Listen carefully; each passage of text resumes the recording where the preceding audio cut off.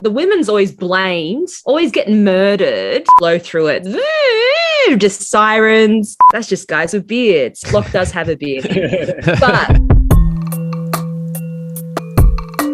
hello and welcome to the Home Recorded Music Podcast. Thank you for listening, liking and subscribing. My name is Shane Blade and today I am speaking with the two members of the country folk band Broken Creek. Welcome, Lachlan and Erin Heycox. How did you get into music to begin with? Well, we both grew up in small country towns, different ones. So my family are from Pocola, which is a town of 100 people. And my mum was the local music teacher and she married a farmer who loved to sing. So, you know, marriage. They met doing Fiddler on the Roof, an amateur musical theatre. So it was kind of destined that I'd be into music. And I was really lucky. I'm a violinist and a vocalist. And I had a violin teacher who was an amazing teacher, fell in love with a farmer. So she was local. And I was able to have lessons from the age of 8. Yeah, some of my earliest musical memories are the National Folk Festival. My dad was in a band called The Loaded Dog back in the 90s. They played kind of Australiana stuff in the like bushwhackers kind of space. So I remember like dancing around at the folk festivals when I was very young. And there was just instruments in the house. Do you guys have a particular instrument that you're drawn to? Mine's the fiddle or the violin. Look, it's the same instrument, just depends on what style you're playing. And I love all the styles that violin can traverse. I'm primarily a guitarist, I guess I'd say, but probably the instrument that gives me the most joy is the banjo. There's just something that I love about the banjo and the downstroke meditative thing that you can do with clawhammer. It just like, I find it quite entrancing and relaxing in a way that I don't find guitar relaxing and entrancing, but I still love it. It has an ability to make you feel very happy. It's got that very country, it's got that bounce to it. It definitely, has a good feeling. Yeah. What about inspirations, guys? Where do you draw your inspiration from? I think we're both quite interested in traditional folk music from like all over the world. So Scottish music, Irish music, Appalachian music, Australian folk music, Turkish folk music at the moment. I'm playing with some microtonality. I grew up in the 90s and river dance was just a sensation. So that they had this violinist, Eileen Ivers, who had this blue electric violin, and she just did things I'd never heard on the fiddle before. And I thought, I want to see what can I do with this instrument? Like, what are the reaches? I really love Jeff Lang, Australian guitarist, traverses many genres, fantastic songwriter. Do you guys do any kind of busking or anything? I definitely started off busking when I first moved to Melbourne, back when you could busk in front of Flinders Street, before they put the machines there.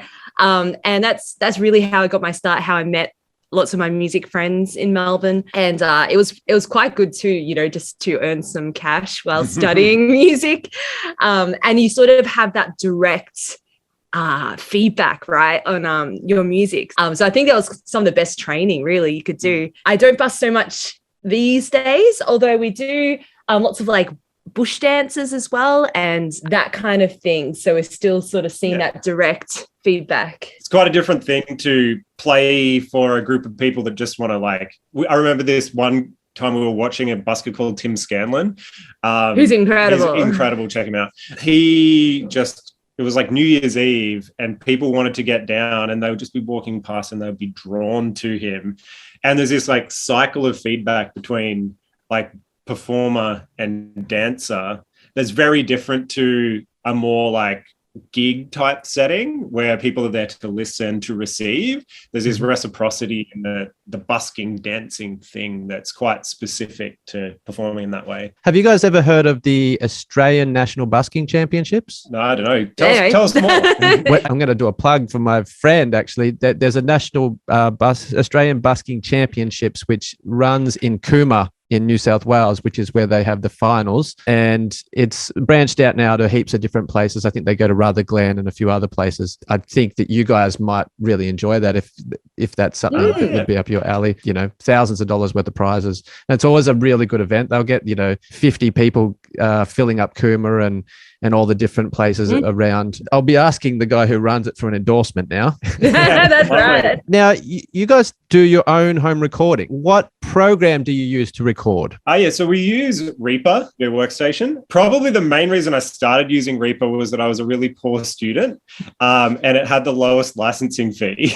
But it's also fantastic. But I love it. We love it. We've stuck with it, you know. I just find it's a very straightforward recording program. Like, if you want a recording program that kind of makes you work in the way that like an old tape machine would have made you work, you know, linear recording, no fancy looping functions. It kind of suits what we want to do. And we found that the troubleshooting guides are really good. Like there's a good community around it. So any question you have, you can ask. And it's free. Like you can download it for free and then trial it if you're interested. So a lot of my students, I get them to try it out before they, you know, spend lots and lots of money on recording equipment so they can get the basics and then go from there. That's actually a really, really good tip for anyone out there that's starting out making music. It's something that I implore, and it's part of the basis for where this podcast really stemmed from, which was that we live in an age where you can kind of find anything online these days and be able to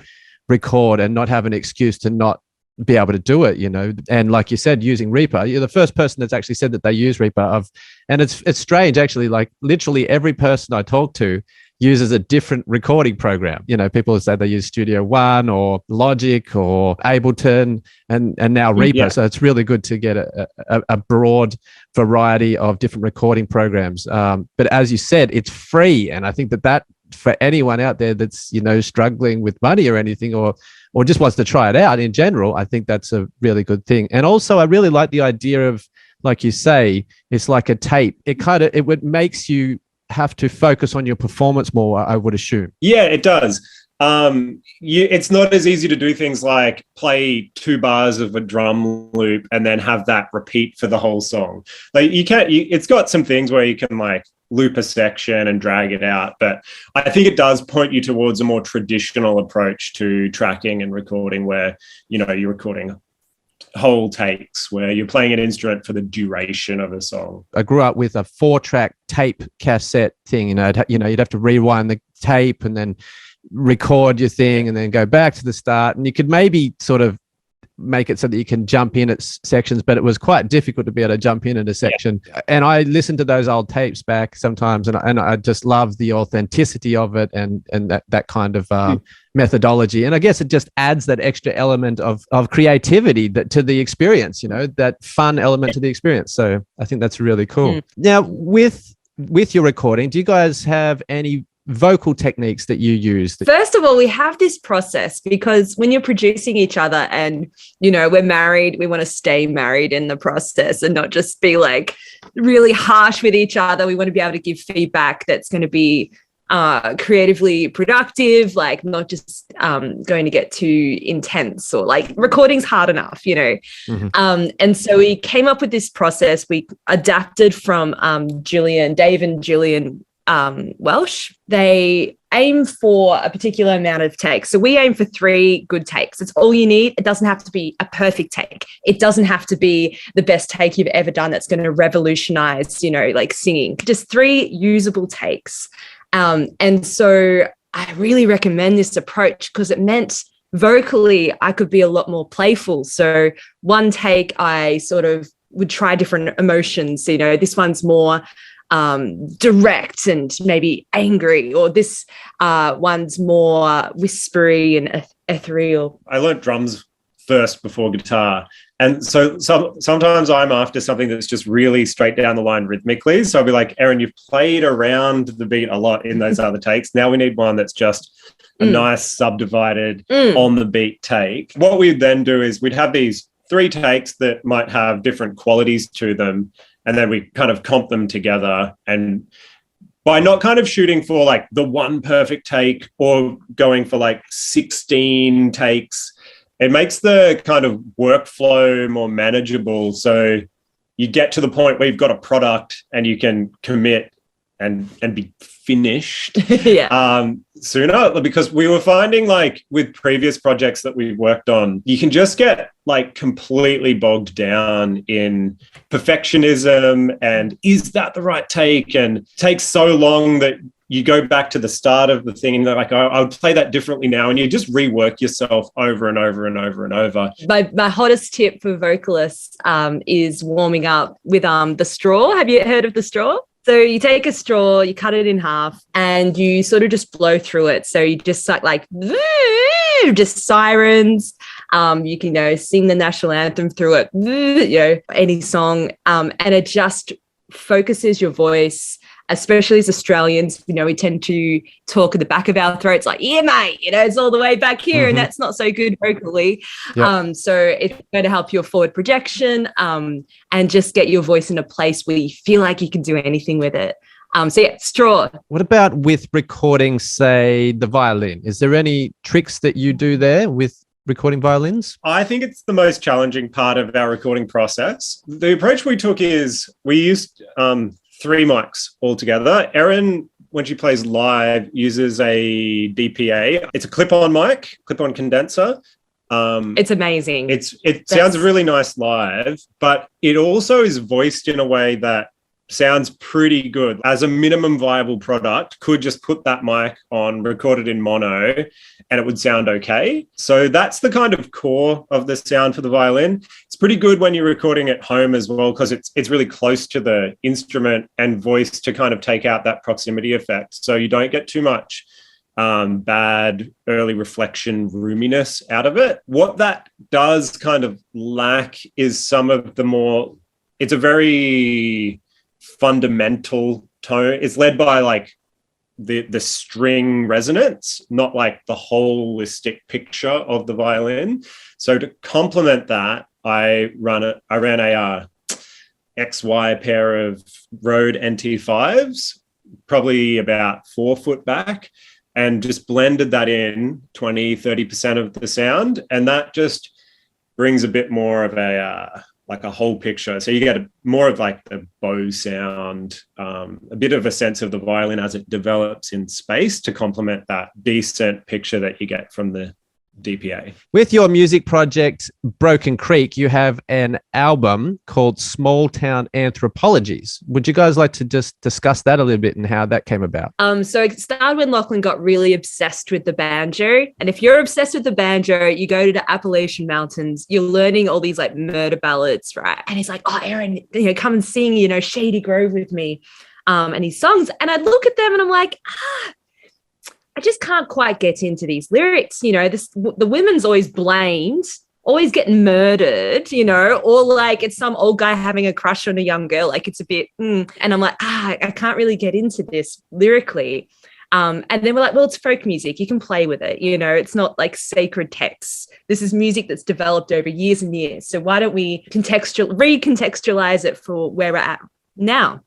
So all of a sudden, it's really an interesting project because you take a song like In the Pines, which is pretty famous, probably the most famous track on our album that we do, and you look at all these different versions and you could pick from this version and this version, and all of a sudden we've rewritten it so that the girl that's getting, blamed is like, where did you stay last night? It becomes this like story of like a domestic abuse, but she escapes the relationship and she finds a new path and a new future. And that's all just from looking at all the different versions and picking from here to there. So we call this the Broken Creek treatment. So it's taking these traditional songs, rewriting them. Sometimes we'll write a whole new melody like Broomfield Hill, which is this Scottish song, story about a wager. So a bet between a knight and a poor village maid.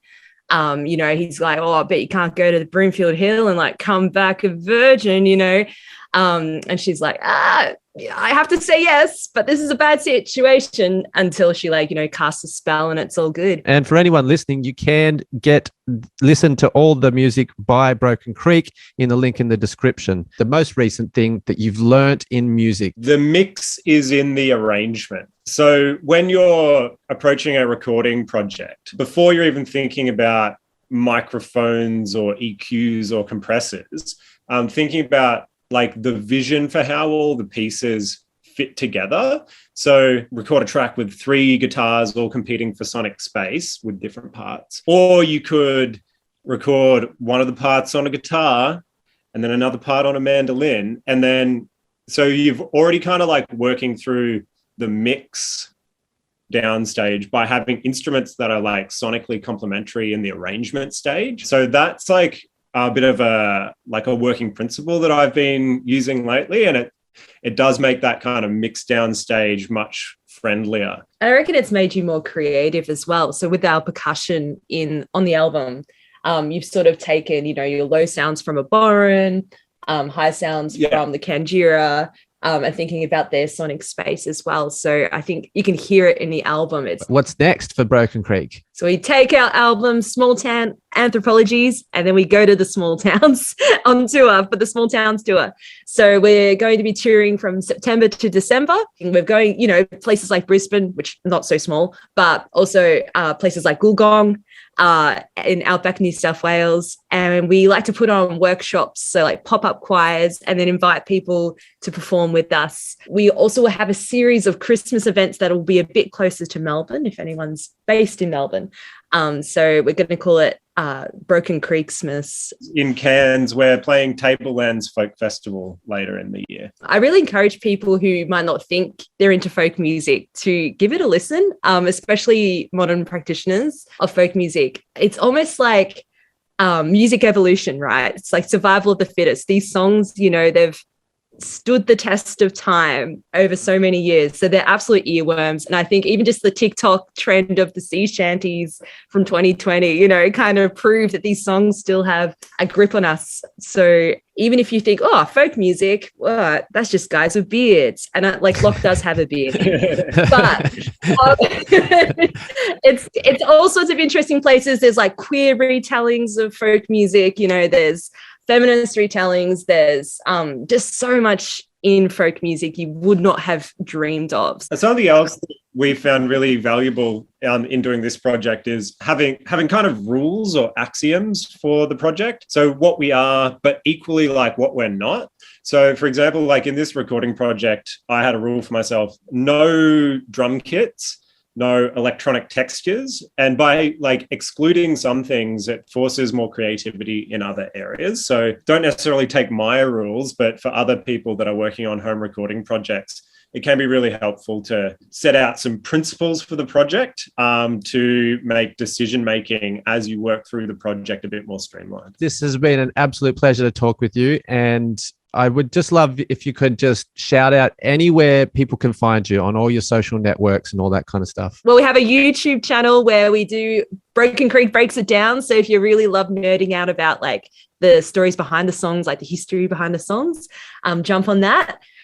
We've got Instagram where we like to do videos in interesting locations, like playing tunes in the middle of a paddock. And our website, brokencreekband.com, is where everything's collected together. You can get all those links in the description, guys. Thank you so much for joining me today, Lachlan and Erin. It's an absolute pleasure. Yeah, thanks, Shane. All right, guys, that's it for today. Thank you very much for watching. Make sure you hit that subscribe button. Make sure you go check out Broken Creek. And until next time, keep rocking, keep rolling. Rah.